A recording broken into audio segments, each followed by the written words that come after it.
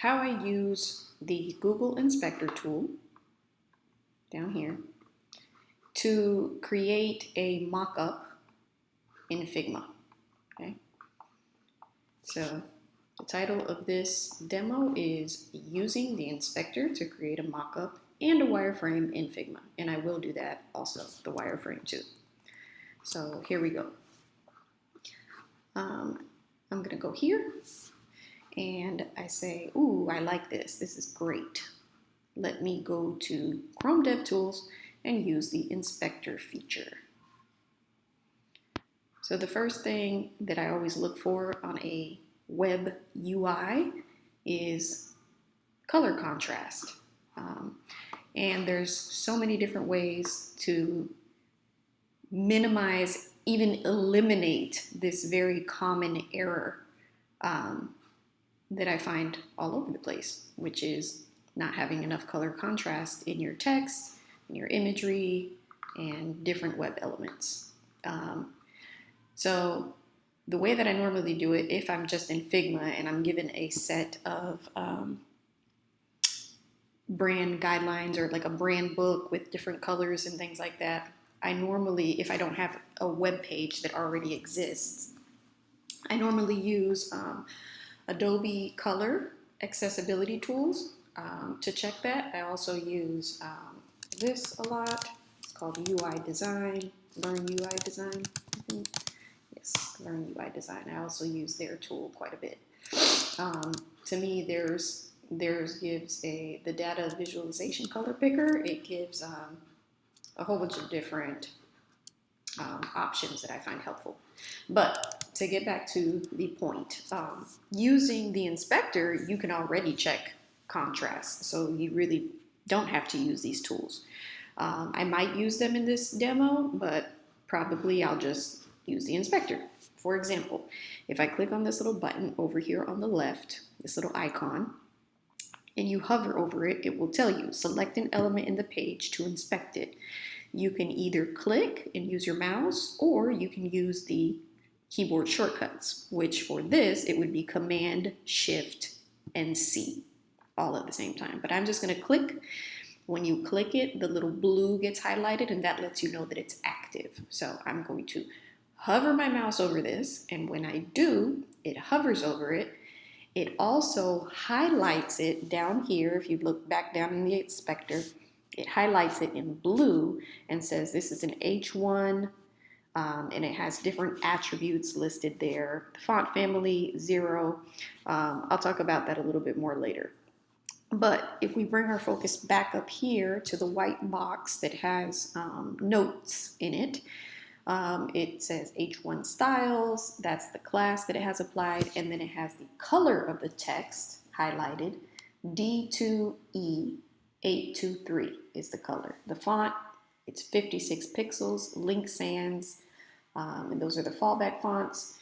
And then accessibility. So right here in the inspector, if you're a designer and you really don't know too much about HTML and CSS and accessibility rules, you can use this tool. You can get started right now. It's a free tool by just going to Google and again, right-clicking and clicking inspect. And when you do that, it will bring up this window.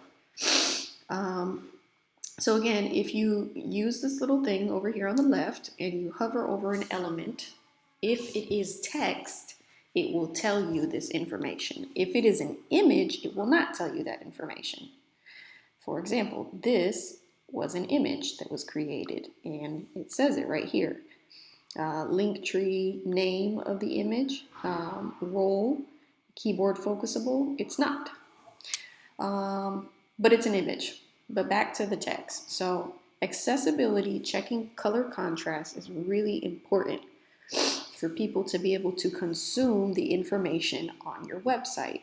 And since there's a variety of different unique people on the earth that look at websites, that use screen readers to use websites, that use other accessibility tools to access websites, we have to make it fair and just in providing them with the same or comparable experience.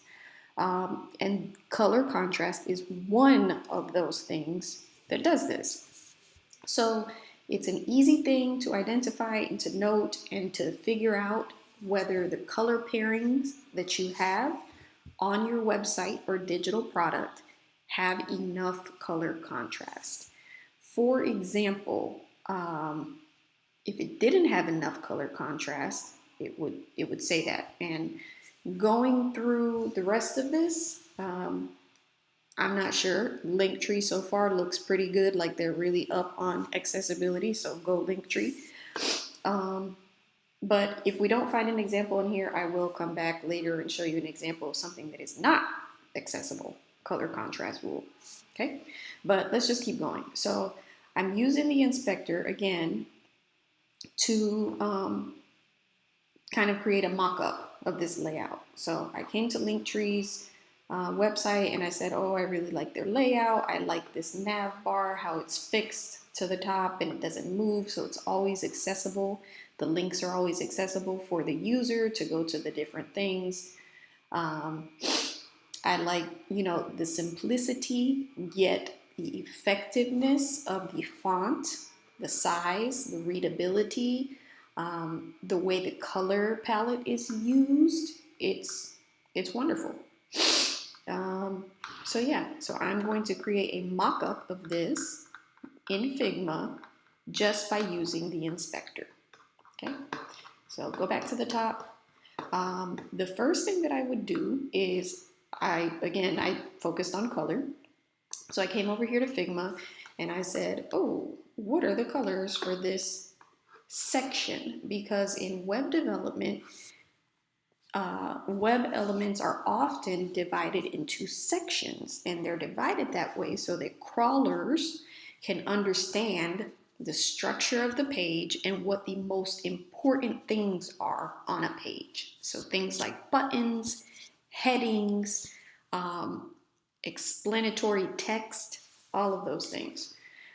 So the first thing that I did is I said, okay, I like the look of this. Let me figure out how they did this. So again, right click, inspect, and right here,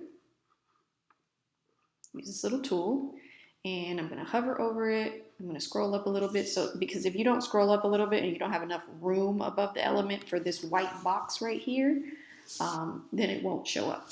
So you have to make sure you have enough room for that white box to appear.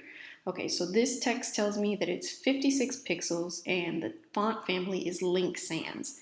I don't think that's a Google font, but I'll just check really quick.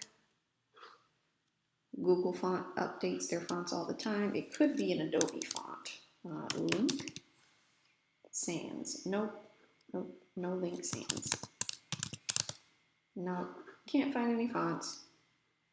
Do I have all my cat? Yep, it's all default. So no, that's not a Google font. Could be an Adobe font.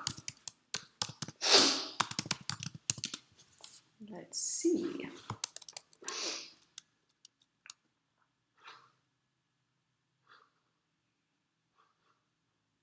Okay, I'm already logged in. Link Sans. Am I getting distracted a little bit? I am, because that was not the purpose of this demo. But I really like fonts. Designers, group, families. Let's see, families. Nope, it's not an Adobe font either. Okay, so anyways, I'm gonna go back here and back here. All right, so it's not Link Sans, but I would say this is kind of a round, blocky font. And the way we can look for one of those in Google Fonts is, off the top of my head, I know it's not a serif font. I know it's not a display font. And it's not a handwriting font or a monospace font. So I'm just going to do sans serif, right? And then I'm going to type in the word how. And then I'm going to come over here to font properties and I'm going to click on thickness and I'm going to say very thick. Let's see. How? Nope, not that thick. It's too thick. 8 families. 53 families. So let's keep it right there, okay? Open Sans, how, Work Sans, Hebo, Arimo, Hind, let's see, Maven Pro. Let's check out Maven Pro. Maybe we can use that one. Oh no, it's not like that at all. Never mind. So you see, probably for the sake of efficiency, I am going to go with a font that I know for sure looks kind of like that one. And I think, yeah, I'm going to do that. I am going to take this off. And then I'm just going to pick Open Sans. I'm going to pick Open Sans, okay? So Open Sans, this font right here is called Enter, but I'm going to do Open Sans because Open Sans has kind of like that similar round kind of look to it. No, it doesn't. Okay, you know what? Here we go. I didn't want to use it because it's just so overused, but whatever. Over here, I'm going to do 100%. Nope. And do 150. Nope. Do 130. Okay. That looks pretty similar. But again, we can use the inspector to figure out the exact line height that they're using. So let's do that instead of just eyeing it. So again, I'm going to click on this and I'm going to scroll down over here. This element, this H1 is selected, you can see because it's the blue, and then whatever is over here on this side corresponds to the CSS of that element. And if you do not know, if you're a designer who's not familiar with HTML and CSS, CSS is what actually gives things the look and the style of what it does in web elements. So it's 56 pixels is the font size. Okay, line height 1.05. So if we come over here and we do 105, that is the equivalent. So that is the line height that they are using. And you can see how Poppins being a different color, a different font family, there's differences. There's definitely differences in, how line height presents itself in typography depending on the font family. But I digress. Let's keep going. Okay, so we have something similar to the font, and we have the button, and we have the colors of this section. So the way that I went and found the colors for these color bubbles right here, this one, this one, this one, this one, is I came to the inspector and I got my little selector and I hovered over this section, okay? And when I hover over it and I click it, again, it takes me to that section, right? So I scroll down over here on the right side and I look for the color. And I say, oh no, I can't find it. So what that tells me is that I have the wrong thing selected. So what I will do is I will, I already did this before, but what I will do is I will keep clicking on the sections and the elements until I find what I'm looking for. And I think it's this one. Yes, it is. So elements on the web are nested a lot of times. Things are nested inside of each other. And what I mean by that is something else is wrapping something else. So like a container is wrapping and there's stuff inside. You have Tupperware and you have leftovers for dinner and you want to save them, you grab a container and you put the meatloaf in the container, you put the mashed potatoes in the container, you put the broccoli or the corn in the container, and now you have different things inside that container. It's kind of the same thing with web elements. So this is the wrapping container of the header of the website. And it tells you right here, the background color of this element is this color. So when you click on this little box right here, you click on this little box, it tells you the hex code of the background color. It can also tell you, if you hover over here, you can also change the color format. So if you're used to working with RGBA, if you're used to working with HSL, if you're used to working with HWB, or a hex code, you can change it to whatever it is that seems most familiar and is easiest for you to work with, okay? In web development, we use hex codes a lot. Okay, so I'm going to double click this and I'm going to copy it, and then I'm going to come over here to Figma and I created a bubble.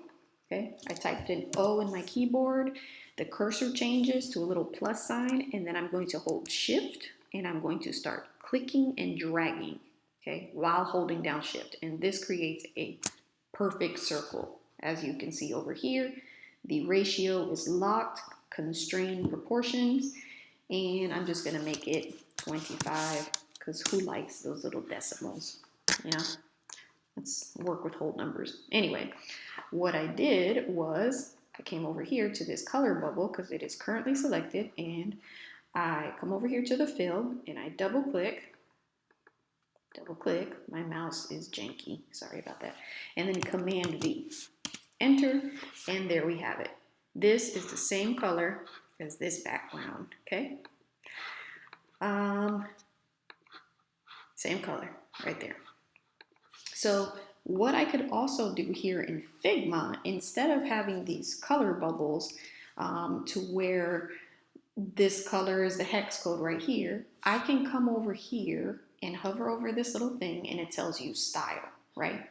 So in Figma, kind of the same in web development in CSS, you can make color variables or colors that you will reuse in your artwork somewhere, okay? So the way you do that is you hover over this thing and you hit the plus sign, create style. And since this was selected, it's creating a style of this color, okay? So I'm going to call this primary 1. Okay, primary 1, and then I'm going to say dark green background color. Okay. Oh, background color. And then I'm going to say create style.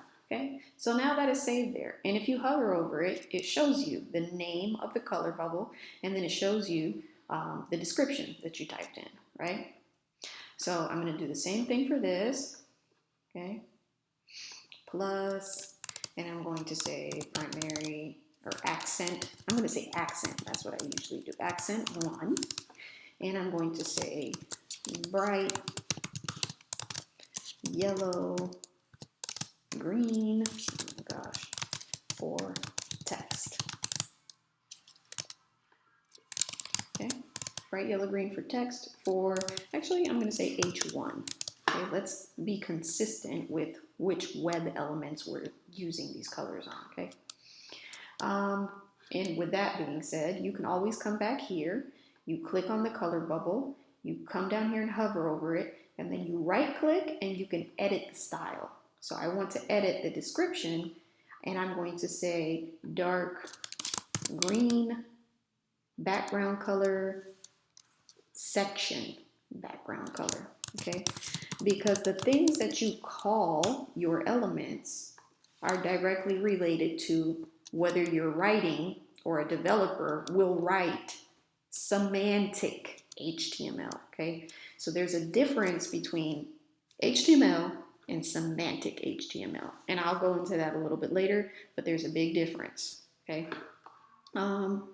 But anyways, creating the color bubble. So I'm going to create the last two, the next two, the pink and the black, okay? Select the color, come over here to the little grid, add, and I'm going to say accent 2, and I'm going to say pink color for button BG. And button BG for short, BG means background for short. Okay, that's what I'm using it as. Okay, and then this, I'm going to create the last one, and I'm going to hit plus, and then I'm going to say accent 3. And I'm going to say blackish color for button text, okay? Because that's where it's being used. Create style, and there we have it, okay? The first thing that I usually do when I'm creating layouts or mock-ups for websites or web apps is I do the color guards. I go through the sections. I'm like, okay, this button has this color, so on and so forth. Next section, it has this blue color and this gray color in the background, okay? And then I say, okay, it has that. And then this kind of next section, which I think is a section, once we inspect it, we'll see, it has this light purple color and then the dark purple color for the actual icon. So I'm going to pause the video here because this has been kind of long, but I'm going to continue in a new one, and I hope to see you there.